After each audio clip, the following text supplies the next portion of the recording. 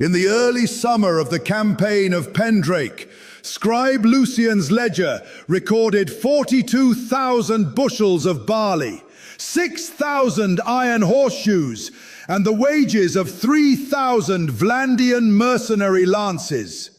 Emperor Arenikos believed that order was a mathematical certainty.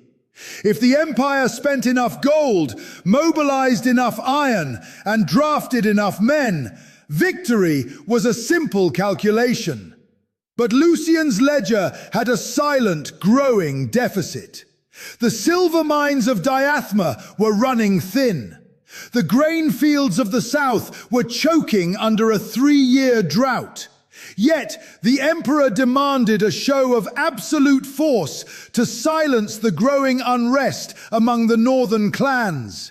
To the common soldier, like Titus of the imperial 5th cohort, the campaign did not look like an equation. It looked like salt pork that tasted of rot and boots that never truly dried. Titus had marched 300 miles from the sunny olive groves of Lycaron to the dark, damp forests of the northern frontier. His armor, a heavy harness of steel lamellar over thick wool, weighed 45 pounds. Every step into the northern mist felt like dragging the weight of the empire itself through the clay. The officers spoke of glory and the pacification of barbarians, but the veterans looked at the gray skies and said nothing. They knew that in Calradia, the land always had the final say. The Sturgians under King Errol did not have ledgers. They had blood feuds, iron-hard resolve, and an intimate understanding of the cold earth. While Arenikos spent his silver to buy the loyalty of foreign kings, Errol simply waited. He knew that an army that eats gold cannot march forever.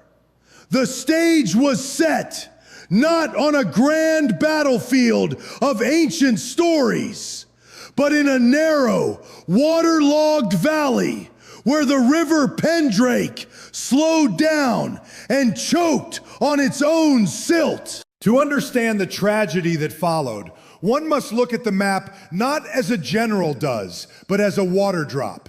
The Pendrake Valley is a natural funnel, a shallow depression where the cold runoff from the Sturgian highlands meets the sluggish rivers of the Northern Empire. The ground here is not solid earth.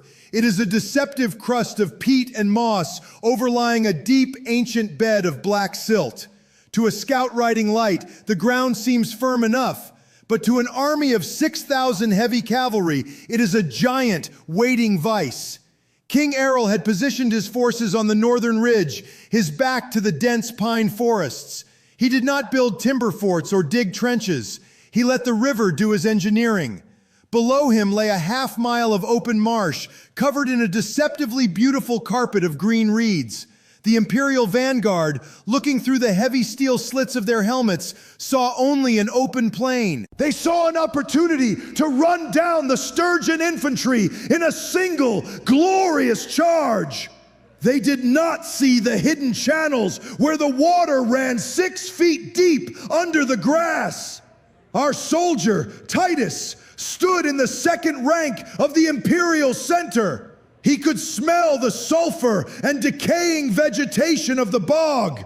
His centurion, a veteran of 20 years of border skirmishes, stared at the green field and muttered a silent prayer to the old gods of the hearth. The order to advance was passed down the line, not with a roar, but with the flat, rhythmic beat of bronze drums. The empire was marching, confident that its iron discipline could tame even the wild waters of the north. The Sturgian shield wall is not merely a tactic. It is a floating fortress of linden wood and iron. Each shield is a heavy circle of slow-grown northern pine, covered in cured oxhide and bound along the rim with thick, riveted iron bands. In the center sits the Iron Boss, a heavy dome of steel designed to crush any blade that strikes it. When the sturgeons lock their shields, they do not just stand side by side. They overlap them, left over right, creating a continuous, scale-like wall that can withstand the impact of a charging warhorse. Behind this wall stood Lord Hurun of the Varcheg clan. He was 45 years old, his beard stained with salt and grease, his body scarred by 30 years of clan warfare. He did not wear the polished, silver-inlaid lamella of the imperial generals. He wore a heavy coat of rusted iron rings over boiled leather and a simple nasal helm that showed only his cold, pale eyes. Hurun knew that his men could not outrun the imperial horses on dry land. But here, in the wet clay, he knew that every pound of steel the Imperials wore was a nail in their coffin. He ordered his men to drive heavy oak stakes into the soft mud just below the waterline, hidden from view by the thick reeds. The sturgeon warriors stood in absolute silence.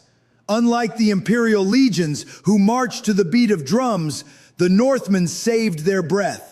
They listened only to the wet sloshing of their own boots and the distant, heavy thudding of 30,000 Imperial iron-shod hooves drawing closer. The air was so cold, their breath rose in thick white plumes, merging with the swamp mist until they seemed like ghosts rising from the mud. The Imperial cataphract was the pinnacle of Calradian military science. A single rider and his horse carried over 200 pounds of iron and steel. Covered in interlocking scales of iron, they were virtually impervious to arrows and spears. When they charged in close formation, they did not look like men.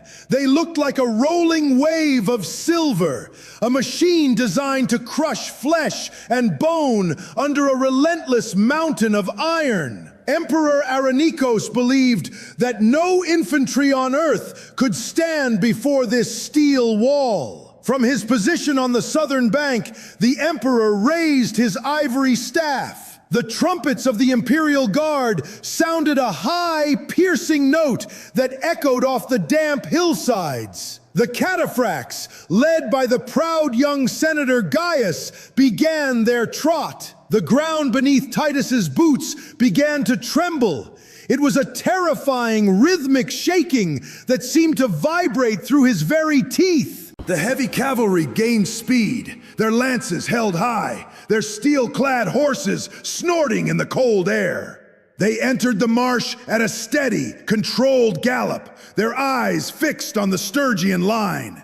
But as they hit the first line of reeds, the ground changed. The deceptive peat crust, baked dry by the summer sun, but hollowed out by the rising water below, began to yield. The first sign of disaster was not a clash of steel, but a heavy, wet thud. Gaius's horse, a magnificent stallion imported from the Asarai desert, stepped into a hidden peat hole. The animal's legs snapped with a sound like a dry branch. The horse and its heavily armored rider tumbled forward into the black mud, their momentum carrying them into the path of the cataphracts behind them.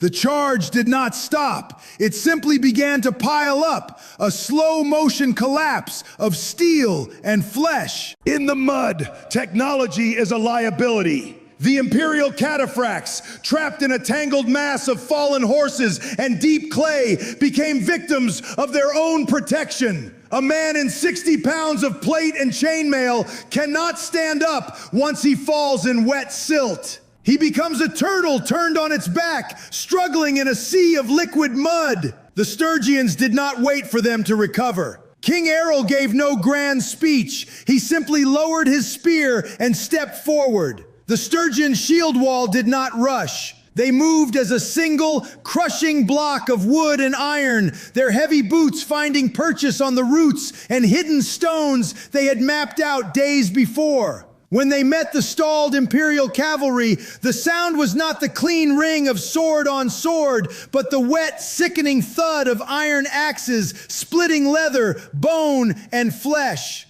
Titus, standing in the Imperial infantry line, watched in horror as the legendary cataphracts were pulled from their saddles by simple iron hooks. Sturgian axemen, their faces smeared with charcoal and grease, walked through the shallows like fishermen harvesting a catch. They did not aim for the thick breastplates. They drove long, heavy knives into the unprotected armpits, the groin, and through the narrow eye slits of the Imperial helms. The marsh water, once clear and cold, turned into a thick, reddish-black gruel. The screams of the wounded were choked by the mud as they were trodden underfoot by both friend and foe. Titus felt his feet slipping. He looked down and saw he was standing on the ribcage of a fallen comrade whose face was already unrecognizable under a layer of wet peat. The Imperial discipline, built on orderly ranks and clear commands, shattered. In the swamp, there were no formations. There were only individual men, screaming in the dark, fighting for a pocket of air in a world made of mud and blood. By the time the sun dipped below the northern pine forests, the silence returned to Pendrake. The great Imperial host was gone, replaced by a half-mile of quiet mounds of iron and flesh. Emperor Arenikos had escaped with his life, escorted by a handful of wounded guards, leaving behind the flower of his nobility and the economic future of his empire.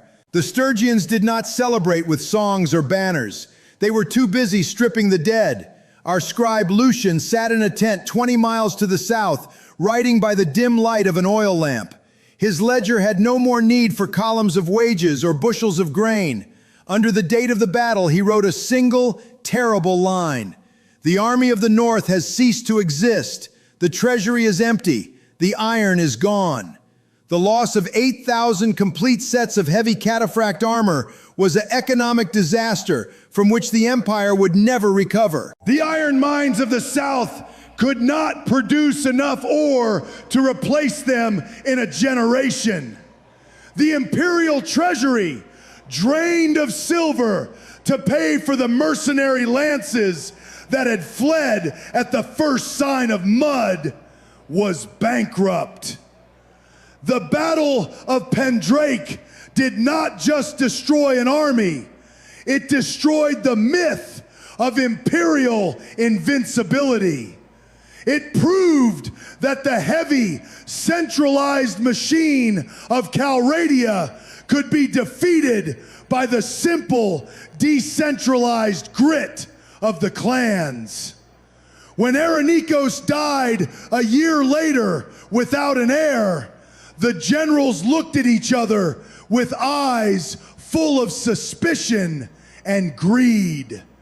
The civil war that would tear the continent apart for the next century did not begin in the Senate halls of Diathma.